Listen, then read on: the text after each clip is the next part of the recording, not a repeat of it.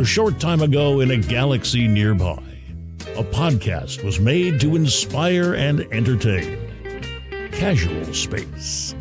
Making space available, one story at a time. Your host with grace, Beth Mund. Hello, everyone. Welcome to Casual Space. I hope you're having a wonderful start to the summer. I know for us, the kids are officially done with school, and that has a fresh, new, clean slate feeling in the air around here. And I find that the pull to adventure more and explore more and take a little more time is there. Are you feeling that as well? It can be a challenge, right? Yeah, a little tricky. It's like you want to enjoy the weather and all the activities that kind of float around you, or perhaps you really, really schedule them out. I know I did that years ago when the kids were younger. I had every moment of the summer scheduled loosely, or at least an attempt to, because if there was camps or if there was activities or what have you, it required some scheduling. Yeah, no, not this year.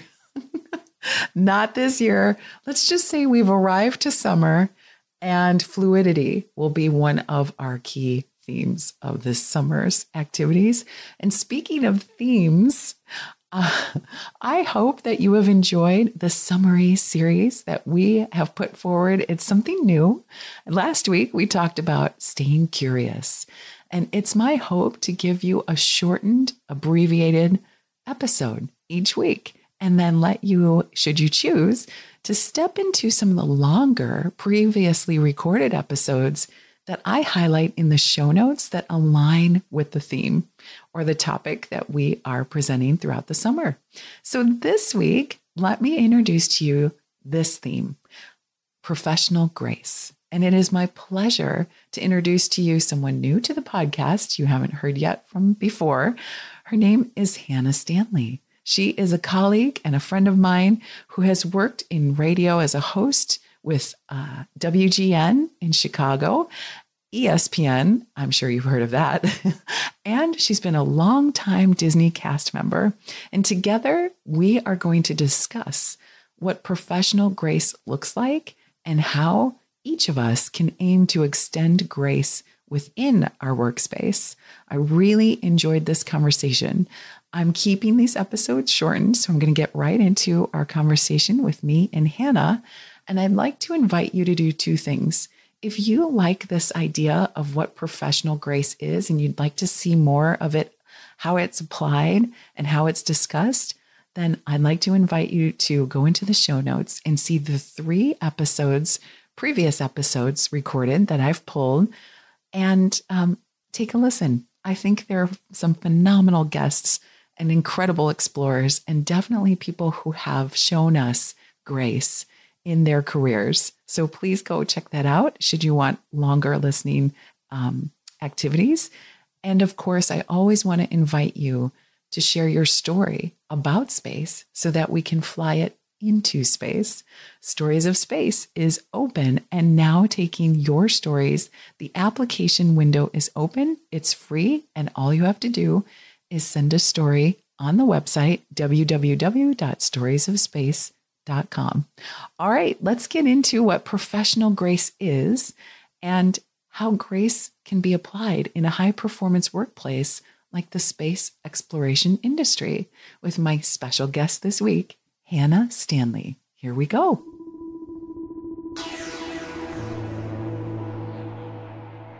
Hello, everyone. Welcome to Casual Space with my co-host, Hannah Stanley. Hi, Hannah. Hi, how are you? I'm so happy to be here with you. I'm ready to do this one. This week, we're talking all about grace.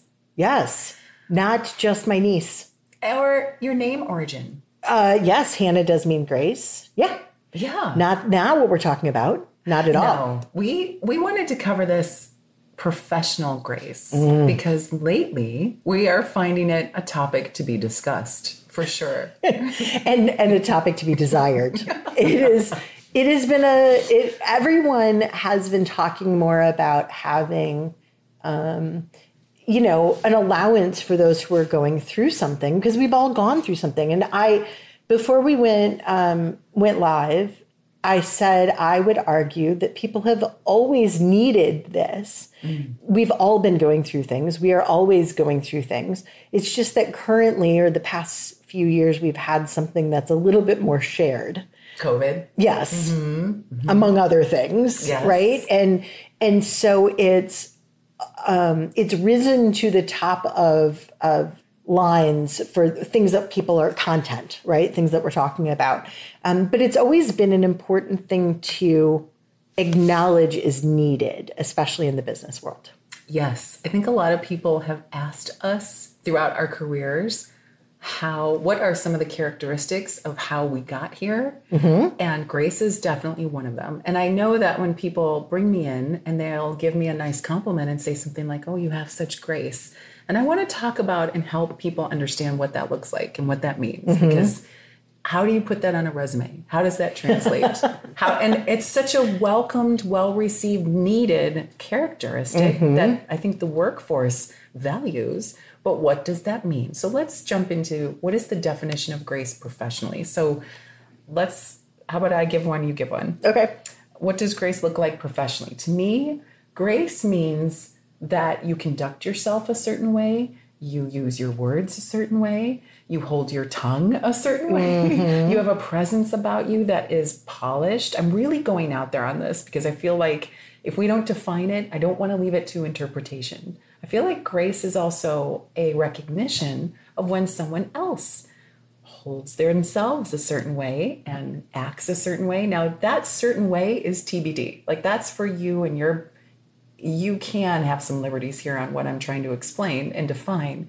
But grace is that moment where I recognize you recognize each other, the space in which you work with, the requirements of the workload, etc. But you do it in a manner that is respectful, kind, inviting.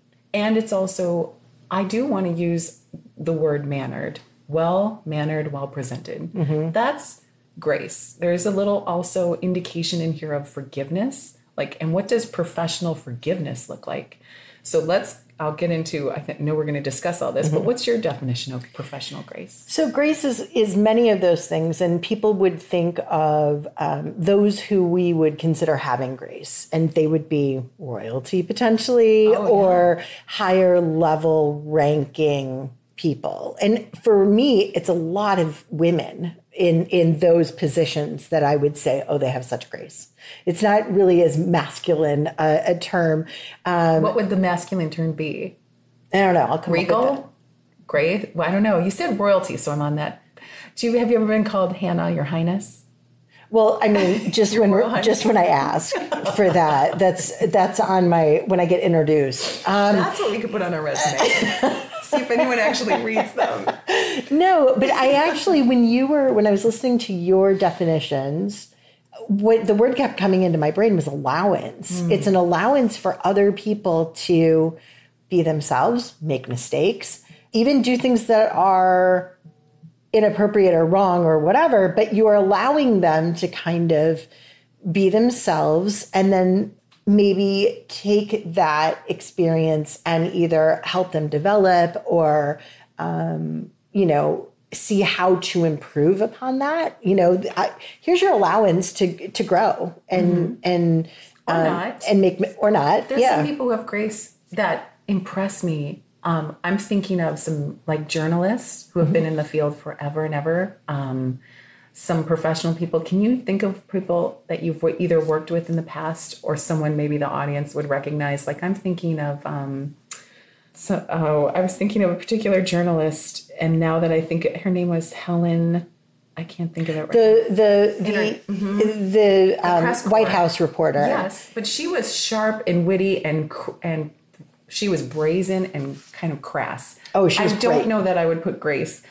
Condoleezza Rice has grace. Yes, she does. Yes, she does. But is so buttoned up and is so. And that doesn't mean doesn't equate to grace. You don't have to be buttoned up. No. But I'm saying in addition to. Yes. But she has a calmness about her while she can be very intense and focused. And again, we're using females, so I'm trying to find a male equivalent of grace. I think there are leaders. I think Walt Disney had grace. I would think, I would agree that, yes. because there's a quietness to grace. It's how you're moving through the workforce. It's inviting. We keep coming back to these terms. It's allowing you to grow, like you said. But part of that allowance, when you grow and you implement, is making the mistakes. And it means when you have grace, I think there's a big part that says, I'm admitting that I've made a mistake. And I admit that we can all grow from that. And yeah, and a tremendous maturity. And a lot of people can have that maturity to handle these situations at a younger age. It doesn't, I loved when I came to terms with the fact that I could stand there and say, yeah, I really screwed that up. That I would not do that the same. And at a young age, that's hard to do. Yeah, I didn't. I was not at a young age. No. Okay. And I know other people who I really admire in who I work with now, who will say, I really need support with this. Can you show me how to do this? I'm not strong here. And that is something that I find really admirable and something that I wish I had been comfortable with at a much younger age. Okay. I want to jump into some examples of where we had to either apply grace or we know we can point to it as a case study in our professional career. So can you think of a time or a place where you either had to have or give grace, you wish there were some grace given or something like that, or maybe the institution itself? Like I'll go first because it's just top of mind. But I mean, the whole Columbia accident with NASA was 100% like needing to give and have grace. There was so many moments where you had to wait for answers with a quietness and a resolve that was just going to come when the time was going to be appropriate. Again, we're talking about appropriateness, manners. There's a reverence with that also. Reverence to the families, to the people impacted, to the NASA family. That was a time of grace. And I'm going to say this because it was unlike the time before where we had a national, very public tragedy with the Challenger. Well, that was not graceful. There was a lot of assumptions. There was a lot of things that we didn't communicate clearly. I thought it was handled so incredibly, entirely different. So I want to put the term grace professionally in there because I saw front and center how it was handled. And I was like, this wasn't our best moment. And yet we went through it the best we could. I think But there was wisdom that was gained from having experienced Challenger. That's true. The first large tragedy comparable to Columbia. And then going through this again, where you have families involved, you have a workforce that was a family. And so having people that have lived through both, have worked through both, there's wisdom and an allowance and growth that has occurred. And that is potentially what led there to be maybe a softer handling. Yeah. And that doesn't have to be so severe and heavy. We can talk about everyday grace in the workplace. Did you have an example that you can, so many? More than I can ever possibly talk about. The one that is, I think, the most obvious to me is not as much in an office setting, but when I worked in the schools, because there were moments where we would see families come in who were really struggling or their children were really struggling. And there's, of course, not everybody knows everything because of privacy and all these different things. So families would come in and there were times where I was not aware of what was happening to them. And I, in this particular example, I worked in the front office of a school, and my goal was to make them feel comfortable being in this space where their children spent so many hours a day and so many years of their lives, and make them feel welcome and that they were then also a part of this community. And there were times where parents would show up crying. They would show up very angry. Was it me? It was not you. It was not you. But it was always a thing that even if an outward robust smile was definitely not appropriate, given, reading the room. Yeah, sure. It was still something that I had to understand that I don't know. And this is, we talked about it right at the start. We don't know what's going on with these people. And their outward signs are one, but their outward signs could be masking what's actually going on the inside. And so that was, I always made it my goal to be welcoming and have them feel that I've got you. Whatever's going on, I've got you. Yeah. The other example I will give, also at the school, also in the same position, we lost a child at the school. One of our students passed away. And there was a parent who came. We were all very shaken. We very much adored this student. He was special needs, and he was in the office quite a bit because they did a lot of outreach with the staff. So they had some development that wasn't attainable just in the classroom. And when he passed away, it was very challenging on many of us. And a parent came in to check out their child or do something. Mm-hmm. And as she's filling out the form, she looked and she said, "You are not okay." And I said, "I'm not." And she looked beyond me and she said, "None of you are okay." And I said, "We are not." And she said, "Can I do anything?" And I said, "No." And she said, "Will you please buzz me in so I can answer the phones for you so you guys can have a few minutes?" She asked. She did. And I said, "No, you cannot." I'm crying right now. I'm very teared up about it. And I have remembered her for years because she saw us. Yeah. And it was her acknowledging that we weren't okay was so powerful. And when she left with her student, she was like, "Please," she said, will we be able to know?" And I said, "You'll know soon enough." Mm-hmm. And she said, "Okay, all right. But whatever you need." And I said, I can't tell you how much I appreciate that. In the busyness of her day, she was just doing her transaction and she noticed. And that's something Grace is so quietly undervalued. I had not thought about that until just now. But wow. I'm sorry for... No, it's a beautiful thing. It's the loveliest thing that she offered. I can picture her as if she was sitting right next to us.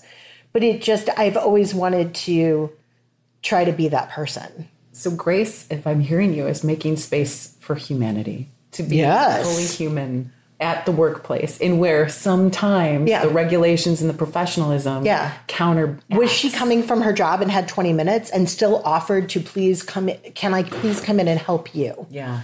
It was just beautiful. It was a really, really kind human moment. That is so kind. Thank you for sharing that story. I didn't mean to get so serious about that. No, it's important because these moments of grace, we've had a lot of years in our different workplaces.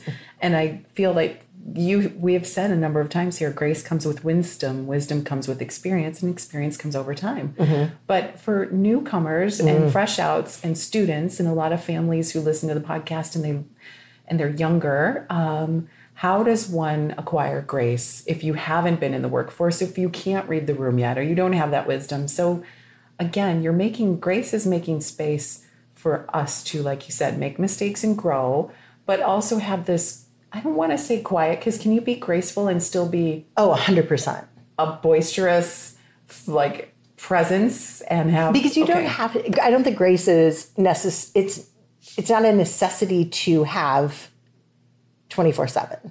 I think you can have grace in moments. Oh, yeah. Yeah. And being a graceful person, yes, but you can still be the life of a party and still have grace. They teach us in public speaking, when you really want people to lean in, you get a little quieter. You can really drive your point home if you're a little quieter. I think these are like grace reflections, or like if you want to point an arrow to like, what can that look like? Having grace also invites people to interact with you more. I would rather work with a person... It's welcoming. Yeah, who has grace in the workforce than who has authority or power. Let me say that again. I'd rather work with someone who has grace than who has authority or power, because then I will know that I will be heard. I will have meaningful transactions. I will have work that is respected, rather than knowing that I'm always having to like show up in a certain way or perform a certain way because there's a there's a reason behind it. I appreciate, and I want to be that person for others too. So sometimes having grace means being honest, which is definitely hard. Yeah. Professional grace is so hard when you have to like, what does grace look like? It means having a conversation you don't want to have in order to get an outcome that benefits both, maybe. Having grace means keeping your mouth quiet when you when you're not thinking the best. Well, there's the opportunity always to overreact. And what? What are you talking about? Sometimes grace is the underreaction, right? But this is so challenging a topic because we can very easily say, well, in this situation, this is what grace means. Yes. But in a totally different, literally turn the corner and it's 100% different. That's true. Because there are moments where, to use Columbia or Challenger, really bad things went down very, very quickly. And how do you react? That's something that you sort of have to, do you have training? 100%. You knew exactly, you had the binders, you had the protocols. And so but some there's of no that grace in those binders. Exactly. So, but you can be green and have that skill set where, this mom who was incredibly lovely to ask and to see it with us, with my example, she could have been that person when she was 15. I don't know. She could have been able to see, you don't feel okay. Are you okay? Do we need to go talk to somebody? I think that there are kids at middle schools. Yeah. I do too. And this has been a positive. There are so many things that are challenging, especially with mental health because of COVID. But I also think it has allowed students from a very, very young age to be able to have this conversation of, I'm not okay. And I'm really struggling. And in the workforce. And And this is important. And it's a fine line because you have a professional acumen in which you have to operate in, but you also want to give grace. And that's why these are tricky topics. This is such a great discussion. I find it interesting that we both went to examples of others. Like I'm sure there's other people. Like I know there's again, back to space, in the industry I'm familiar, there was a boss's boss. Most people know him, Mr. William Gerstmeier. If anyone knows anyone in International Space Station, he was the director, and he had to see, and all of his team of engineers, all of the partnering countries, all of the contracts from different government agencies, non-government agencies come together to build this thing. And I think if a man could have grace, and I don't mean him personally, the man, although he did, he worked with such grace because there weren't heated arguments. There were disagreements, but there weren't heated. We met a timeline. We built a thing, and it happened with grace. A thing. We a built space a thing. Station. It's a big deal, I guess. I get excited when I build a Lego. But when I saw him in his meetings often, and when I saw him address, when he would do his public affairs moments and talk about the latest assembly where one mode connected to another mode in space, traveling 17,500 miles an hour, by the way, and did this beautiful connective dance. It was with pride. It was with celebration, but it wasn't easy. And he did it with grace. There were never arguments at that level that we were all witness to. It was probably worked out by the team prior, and he was this quiet leader. And I point to him having grace because even if things were heated, he stayed and remained resolute. And he was like, we will work that. He would never even say things like that. He just kind of said, here's what's next. Here's the next step, or here's what we're working towards. That's an incredible example, especially at that high a level. And with that much potential for really significant arguing. And one can say, you can take this example and put it anywhere you work. And I mean, you gave the school example, that's a pressure cooker.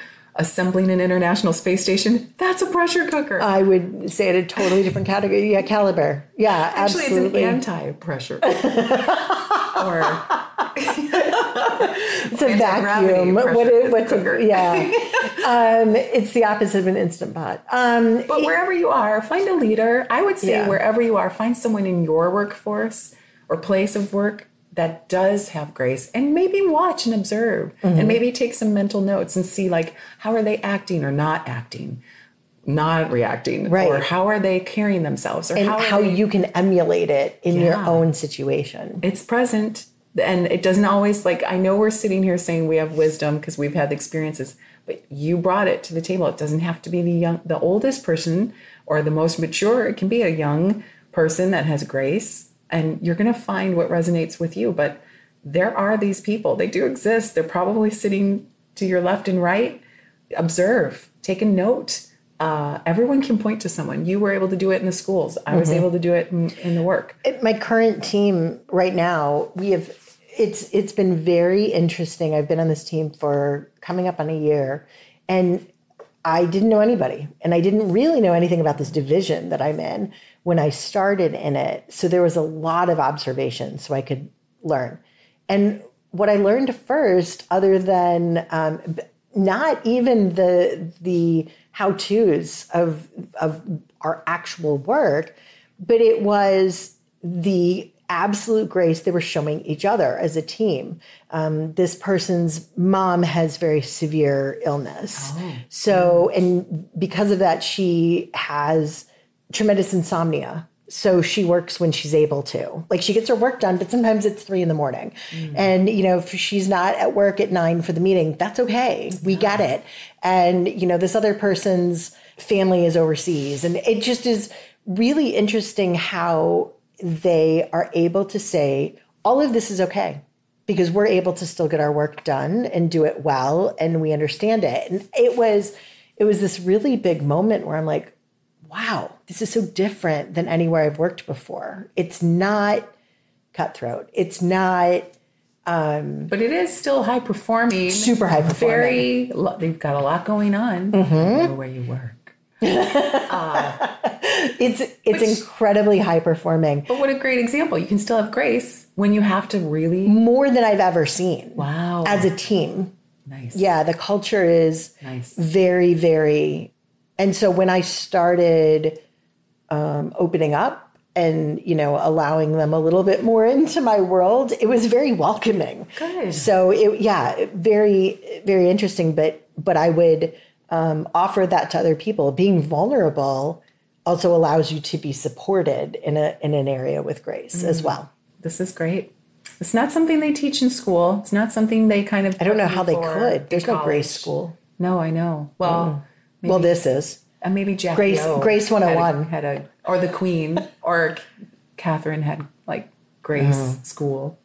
I'm sure. Maybe. Because there's a lot of, what does it mean to be human? What does it mean to be your best self and show up for others? This is all part of it. But I know there's a lot of people in the workforce and listening that are like, what does this have to do with space? What does it have to do with, where I work, or how do I insert Because grace? Space is a workplace. Yeah. One way or another. Yeah. And we have to have grace It's for a business. failures. It's a high risk industry. Lots of failures. There's companies starting that are not going to make it. There's launches that aren't going to make it to orbit. There's people that are going to have to shift and shuffle and lose their job and find another job. It is this, I think we need grace now more than ever, regardless of industry, regardless of career path or place on your journey. So thank you for sharing your ideas and your experiences. And I'm so excited to be with you. This is really fun. We're going to dig into some more topics and more themes. So for this now, I hope everyone finds their grace and finds someone that you can look to. And if you're even be so brave, I would love to have you invite them and extend an invitation to tell them that that's how you see them. That you see them as a person who carries grace and has grace. I bet it would be well received. Don't be afraid. Oh, I would be thrilled if someone said that to me. What a lovely compliment. Yeah. We really value that. And I hope you find that as well. Thanks, everyone. And Hannah, let's do this again. Maybe next week. Okay. If you enjoyed this episode, give it some stars by rating and reviewing it on your podcast platform. Embrace the space. Casual space.